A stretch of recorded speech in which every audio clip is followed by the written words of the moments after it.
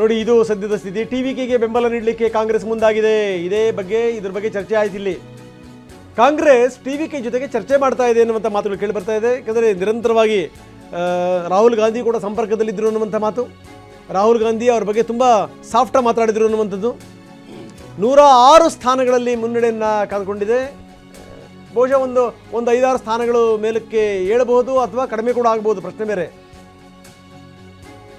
ಇದೇ ರೀತಿಯ ಸ್ಥಿತಿಗತಿಗಳು ಮುಂದುವರೆದರೆ ಬಹುಮತಕ್ಕೆ 7-8 ಸ್ಥಾನಗಳು ಬೇಕಾಗ್ತವೆ.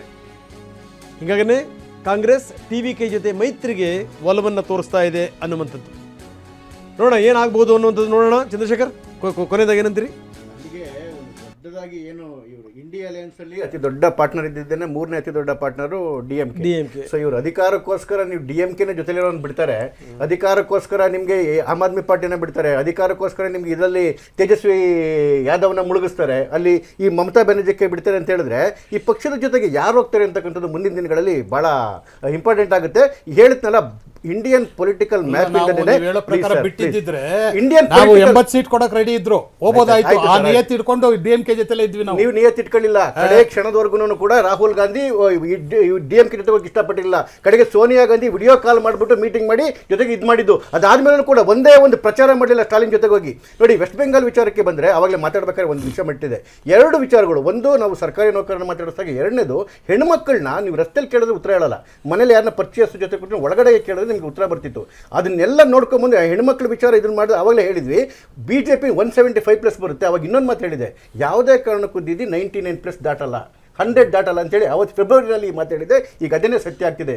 ಇದರಲ್ಲಿ ಇನ್ನೊಂದು ಬಹಳ ದೊಡ್ಡ ನಾವು ಥ್ಯಾಂಕ್ಸ್ ಹೇಳಬೇಕಾಗಿರೋದು ಬಿಜೆಪಿ ಕಾರ್ಯಕರ್ತರಿಗೆ.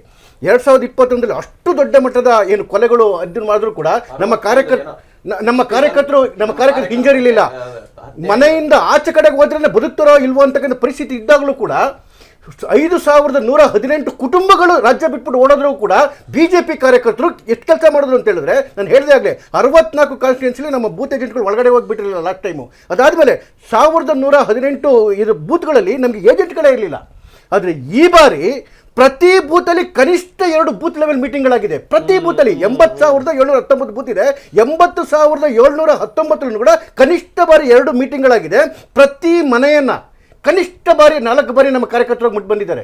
ಯಾವ ಸಂದರ್ಭದಲ್ಲಿ ಆಚೆ ಕಡೆಗೆ ಅವರೇ ಬದುಕಿ ವಾಪಸ್ ಬರ್ತೀನೋ ಇಲ್ವೋ ಅಂತಕ್ಕಂಥ ಭಯ ಇದ್ದಾಗಲೂ ಕೂಡ ನಮ್ಮ ಕಾರ್ಯಕರ್ತರು ಪ್ರಾಣವನ್ನ ಹಂಗನ ಬಿಟ್ಟು ಇವತ್ತು ಬಿಜೆಪಿ ಕಟ್ಟಕ್ಕೆ ಕೆಲಸ ಮಾಡಿದ್ದಾರೆ. ಹಾಗಾಗಿ ಈ ಗೆಲುವನ್ನ ದೊಡ್ಡದಾಗಿ ನಾವು ಬಿಜೆಪಿಯ ಕಾರ್ಯಕರ್ತರ ಗೆಲುವು ಅಂತಾನೆ ಹೇಳಬೇಕು. ಪಶ್ಚಿಮ ಬಂಗಾಳದ್ದು ಮತ್ತೆ ಇಲ್ಲಿಂದ ಹಾಗಾದ್ರೆ ಇಲ್ಲಿಂದ ಆಗುವಂತಹ ಬದಲಾವಣೆಗಳು ಏನೇನು?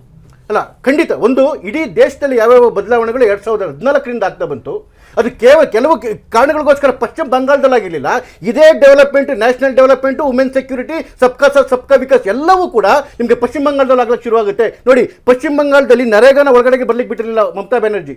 ಆಯುಷ್ಮಾನ್ ಭಾರತ್ ಕಾರ್ಡ್ ಒಳಗಡೆಗೆ ಬರಕ್ಕೆ ಬಿಟ್ಟಿರಲಿಲ್ಲ. ಹೌದು, ಬಿಟ್ಟಿರಲಿಲ್ಲ. ಆಮೇಲೆ ಬಾರ್ಡರ್ನ ಕ್ಲೋಸ್ ಮಾಡಕ್ಕೆ ಬಿಟ್ಟಿರಲಿಲ್ಲ, SIR ಮಾಡಕ್ಕೆ ಬಿಟ್ಟಿರಲಿಲ್ಲ. ಇನ್ಮೇಲೆ ಮೋದಿ ಅವರು ಯಾವ್ದು ಇಡೀ ಭಾರತದಲ್ಲಿ ಡೆವಲಪ್ಮೆಂಟ್ಗಳನ್ನ ಎಲ್ಲನೂ ಸೇರಿಸ್ಕೊಂಡು ಸಬ್ಕಾ ಸಾಥ್ ಸಬ್ಕಾ ವಿಕಾಸ್ ಅಂತ ಸೇರಿಸಿ ತರ್ತಾ ಇದ್ದಾರೆ. ಅದು ಪಶ್ಚಿಮ ಬಂಗಾಳದಲ್ಲಿ ಆಗುತ್ತೆ. ಪಶ್ಚಿಮ ಬಂಗಾಳ ಇಲ್ಲಿವರೆಗೂ ತಾವೇನು ಡಿಫರೆಂಟ್ ಅಂತ ಹೇಳಿ ಆ ನಾಯಕರುಗಳು ಮಾಡಿದ್ರು. ಇನ್ನು ಭಾರತದ ಅವಿಭಾಜ್ಯ ಅಂಗಾಗಿ ಒಂದು ಭಾರತದ ಮುಕುಟ ಆಗುತ್ತೆ ಅಂತಕ್ಕಂಥದ್ದು. ಮತ್ತೊಂದು ಕಡೆ ಬಾರಿ ಇನ್ನು 10 ಸೆಕೆಂಡ್ ಮಾತ್ರ ತಗೊಂತೀನಿ.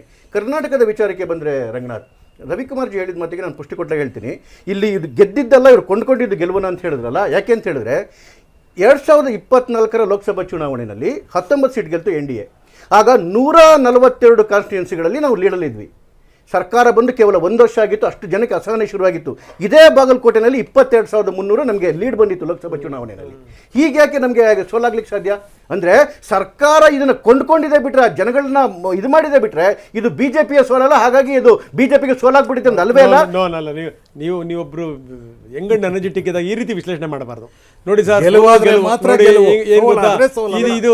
ಇದು ಸೋಲೆ ಅಲ್ಲ ಅಂತಂದ್ರಲ್ಲ, ಸೋಲೆ ಅಲ್ಲ ಅಂತಲ್ಲ. ನೋಡಿ ನಮ್ಮ ಕಾರ್ಯಕರ್ತರು ಅಲ್ಲೂ ಕೂಡ ಬಹಳ ಕಷ್ಟಪಟ್ಟು ಕೆಲಸ ಮಾಡಿದ್ದಾರೆ, ನಮ್ಮ ನಾಯಕರುಗಳು ಕೆಲಸ ಮಾಡಿದ್ದಾರೆ, ಜನ ಕೂಡ ನಮ್ಮ ಜೊತೆ ನಿಂತ್ಕೊಂಡಿದ್ದಾರೆ. ಹೇಳಿದ್ನಲ್ಲ, 1 ಬೈ ಎಲೆಕ್ಷನ್ 2 ಬೈ ಎಲೆಕ್ಷನ್ ಅಲ್ಲಿ ಸರ್ಕಾರದ ಪರವಾಗಿ ಇಡೀ ಮಿಷನರಿ ಕೆಲಸ ಮಾಡಿದಾಗ ಒಂದಷ್ಟು ಈ ತರ ವ್ಯತ್ಯಾಸ ಆಗುತ್ತೆ. ಇದು ಕಾರ್ಯಕರ್ತರು ಹಿಮ್ಮೆಟ್ಟತಕ್ಕಂಥದ್ದಾಗ್ಲಿ ಅಥವಾ ನಮ್ಮ ಬಿಜೆಪಿ ವೋಟರ್ಸ್ ಹಿಮ್ಮೆಟ್ಟತಕ್ಕಂಥದ್ದಲ್ವೇ ಅಲ್ಲ. ನಾವು 100% ಪುಡ್ದೇಳೆ ಹೇಳ್ತೀವಿ. ರವಿಕುಮಾರ್ ಜಿ ಹೇಳ್ದಂಗೆ ಇದು ಬರ್ತಿರ್ತಕ್ಕಂಥ ಎಲ್ಲಾ ಎಲೆಕ್ಷನ್ಗಳಲ್ಲೂ ಕೂಡ ಅದು ಬಿಜೆಪಿ ಎಲೆಕ್ಷನ್ ಆಗುತ್ತೆ.